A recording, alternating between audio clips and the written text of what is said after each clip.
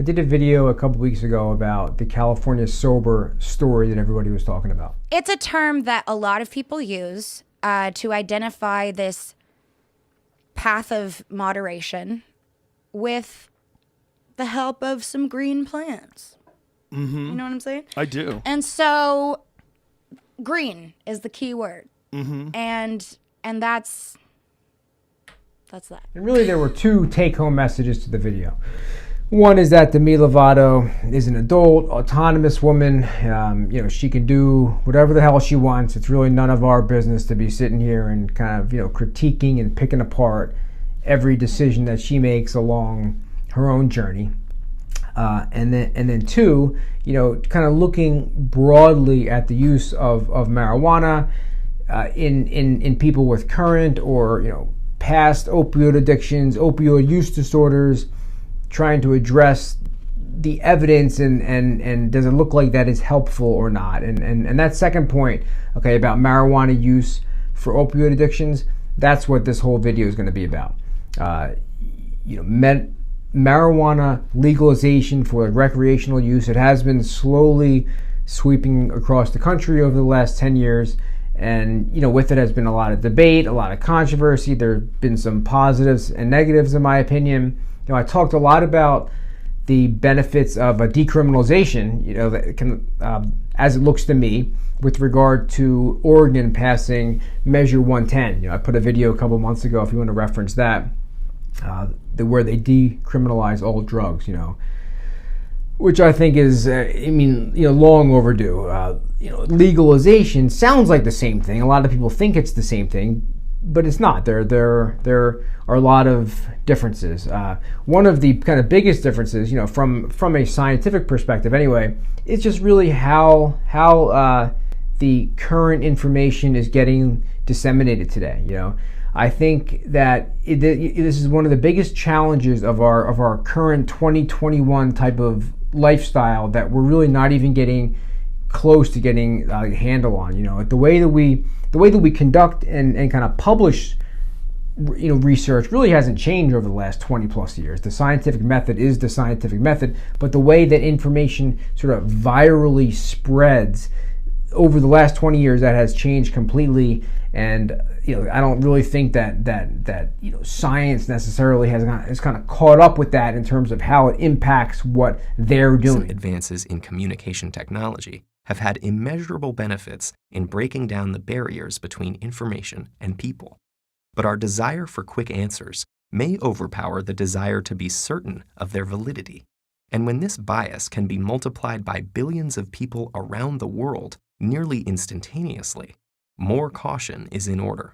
Before marijuana was legalized, for example, there was really no financial incentive, for these mega corporations to influence the manner in which a study, is going to get spread to the public. They really didn't have any skin in the game. So as it relates to marijuana, this wasn't much of a problem before that. But today, it's very, very different, and we're running into the exact same problems that we've had.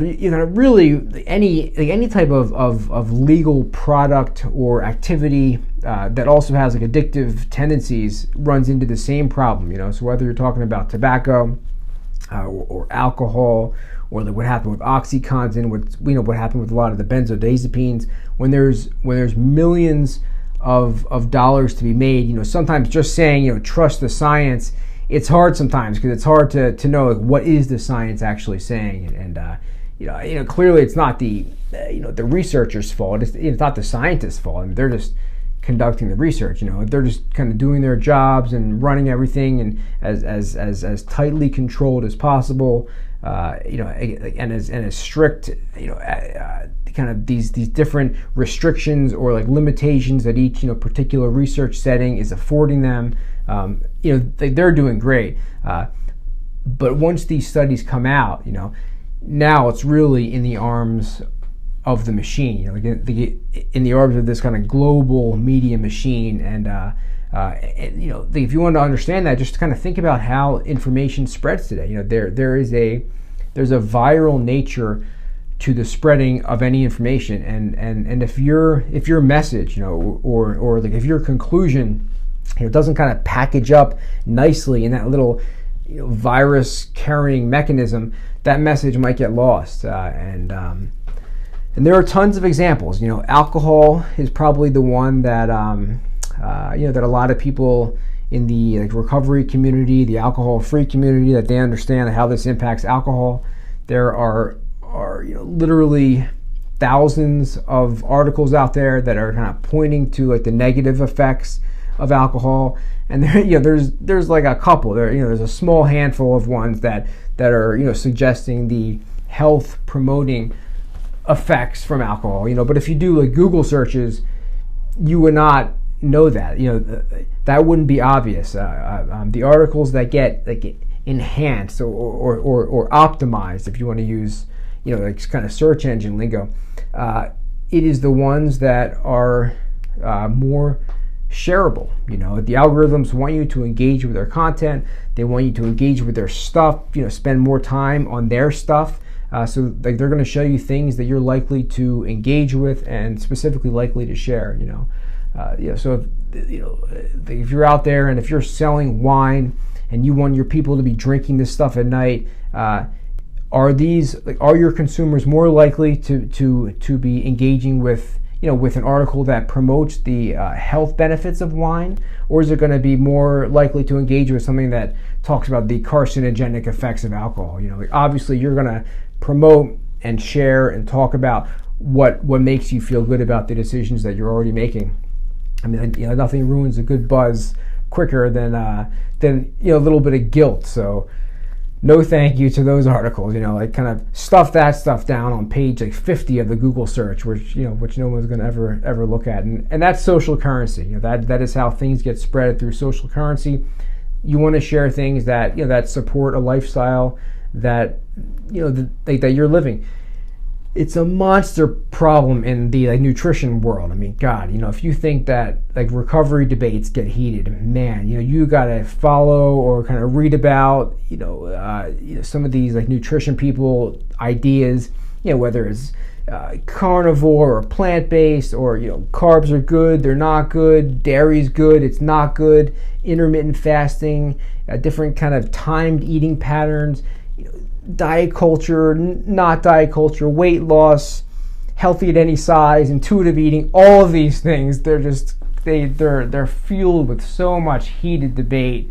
And the funniest part about all of it is that all of these camps, okay, so all these people that kind of get hunker down into their little camp, they're all claiming the science is on their side. They will all point you to articles, point you to doctors and researchers that are supporting their own way of thinking. So it's very confusing. It's very hard, but we do engage with what makes us feel good, and that is how things go viral. That's how information is spread today. There's a new scientific paper being published every week about every topic, probably. People that are working within those little communities can't keep up with all of it, let alone you or me. And last year, I remember when the American Cancer Society kind of first made their major change, and they're saying, look, we know this is carcinogenic, alcohol, we don't suggest any of it at all. They changed their recommendation to 0. I saw a whole lot of people asking kind of confused, what took them so long? If we have had this data for so long, why are they just now making that recommendation? And what took so long is that we don't want to hear it. It does not give us the warm and fuzzies to hear drink no alcohol at all. That's not a message that we like. For example, if I started seeing articles tomorrow, suggesting that weight training is bad for you, it's harmful, I will resist those articles. I will look for every reason to discredit them. I will not be happy about that because weight training is a part of my life. I don't plan on stopping it anytime soon, so I would either continue doing it and feel guilty about it, which would suck. Nobody wants to do that. Or I can convince myself that the information is wrong. Okay, we all have really strong incentives to believe in our own stuff, to believe in our own people, to believe in our own leaders and our teachers, and I guess that's just human nature. So so I have been a big proponent of decriminalization for a long period of time. Decriminalization, to not imprison somebody, to forcibly lock somebody up with guards and bars and bathroom breaks and criminal records, because somebody wanted to get high, or because that is so outrageous to me. Why it's taken us, this long, I don't know exactly. Legalization, on the other hand, although it has some benefits, certainly, there are certainly benefits. I'm not going to get into all of them here. Safe supply would be one of them, probably one of the biggest ones. In terms of the opioid overdose epidemic, the overdoses, by the way, have actually, some of you know this, some of you may not. They have driven down life expectancy so that it is now actually going backwards. I can't remember another time that this has happened. Life expectancy is not something that's supposed to go in the other direction, and the two driving factors are suicides and overdoses. A lot of people think that it's because more and more people are using opioids, and that's actually not true. That is not the case. Since about 2010, the number of new people that are starting on opioids has actually come down a little bit. It is just, the whole reason for this explosion is that we've been blindsided by this, fentanyl thing. I mean, it has completely become a game of Russian roulette. You spin that barrel and you don't know what you're getting. In the past, kind of in years past, most of these fatal overdoses, they were all in combination with something else, alcohol or benzos or some other sedatives that kind of helped suppress the breathing, or maybe it was an intentional overdose, like a suicide. That's not what's happening now. Some of that it is still happening, but the number that's changing is the accidental overdoses, and that is all because of fentanyl and carfentanil, in these synthetic opioids. You're drawing that syringe up, you have no clue what is in there. You're just taking a risk, and that's why people are dying. So legalization would certainly address that part of the issue. But this video is not specifically about that. I'm talking about marijuana. With marijuana, kind of like these other products, the troubles come, like I was saying, in disseminating the information when there are billions of dollars to be had from the sale of something. Okay, some people are opposed to legalizing marijuana. Some people support it. Again, that is not exactly what I'm getting at here. Rather, specifically the role that marijuana legalization may or may not play in the opioid epidemic. One of the biggest things that we were hearing kind of right out of the gate as all this stuff started happening with the legalization from the legalization advocates is that marijuana will help curb and reduce the amount of opioid abuse and misuse. A lot of people were saying that.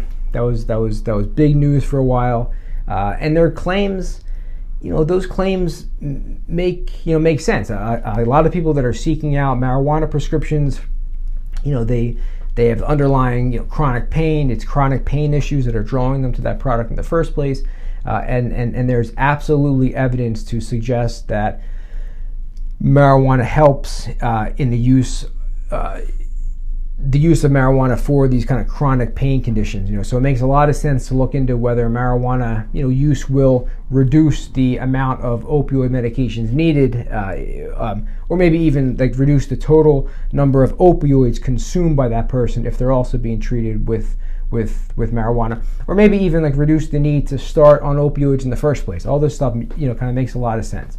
Makes a lot of sense in theory. Okay, right from the jump, there was an article that came out. This is the most referenced article still to date. It was a 2014 JAMA Internal Health article. Kind of showed this association between decreased opioid overdoses and areas that are now legalizing marijuana. Okay, and it was looking at the 2000 to 2010 time frame. That study concluded that in states where medical marijuana was legal, fatal overdoses were significantly reduced. Okay, it also concluded that that a reduction in overall prescriptions written for opioids were happening in these same states where marijuana was now legal. But just like those old articles with the kind of like heart benefit effects of alcohol, when the data started to reverse in the other direction, these newer articles they kind of get suppressed and they just never make quite as big a splash as some of these first ones did. And again, all this stuff is understandable and makes sense. This is not front page newsworthy kind of stories.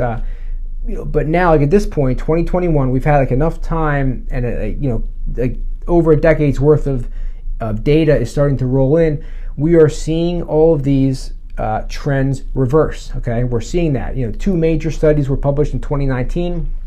One of them, specifically looked to replicate that JAMA 2014 study, but just with a larger kind of sample population. And they found the exact opposite correlation. They found that states with fully legalized recreational or medical marijuana were actually seeing higher overdose rates. The number that this study concluded was like 23%.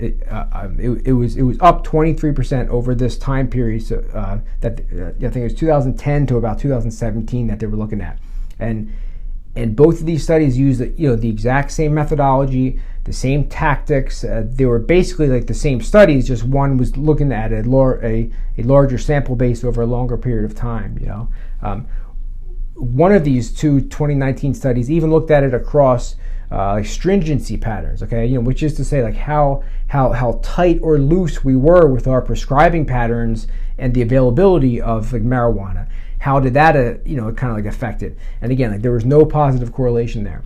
The guy that was overseeing, these trials, he's spoken publicly, a couple of times, and again, he always stresses this one, like particular message, and he says, like these trends are not suggesting that like marijuana legalization itself increases the opioid overdose rate. It is just that there is no correlation at all. Okay, so we cannot say anything about legalizing marijuana and anything with the opioids. Which is actually, to me, it's a little bit surprising because I would have thought, not that marijuana itself would improve anything with that, but I would have thought that other variables that kind of would have been linked to it. For example, states with less like stringent laws with regard to marijuana, I would expect that they would also have like kind of less or higher like availability of some of these like reversal agents, like naloxone, for example.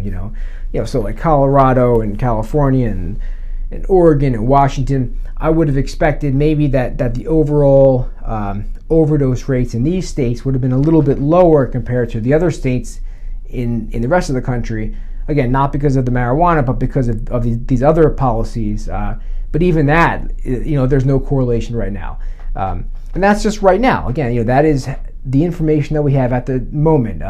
This might change with time, but as of now, this is what our data is, suggesting. And just like I was saying with the California Sober video, if you want to use marijuana, if you don't want to use marijuana, whatever, do whatever you want as an individual.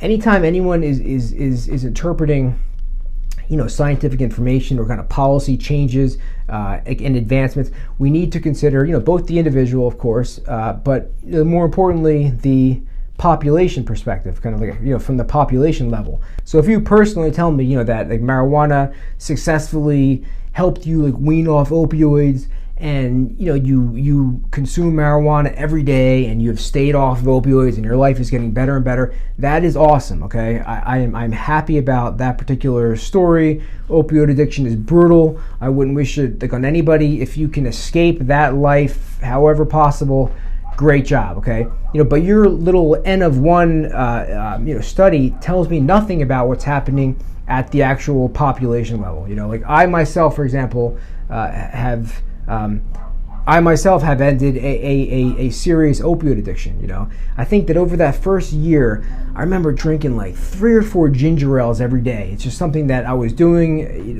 that I had not been doing before, and I started doing then.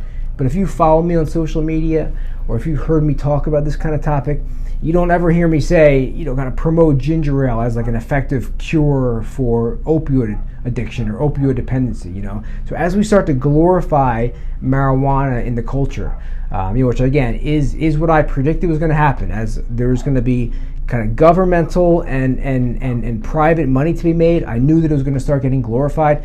I just don't want to hear it about it right now as being this effective tool in combating the opioid epidemic.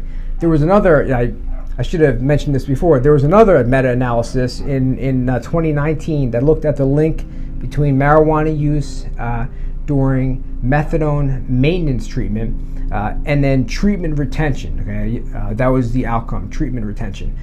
And that study, this is just from a year and a half ago, and that study also concluded no correlation at all. Then a similar study, looked at like methadone maintenance, treatment, and marijuana use, and the outcome was overall opioid use during that time. And that study also found no correlation. And these were both really, really big, well-conducted studies.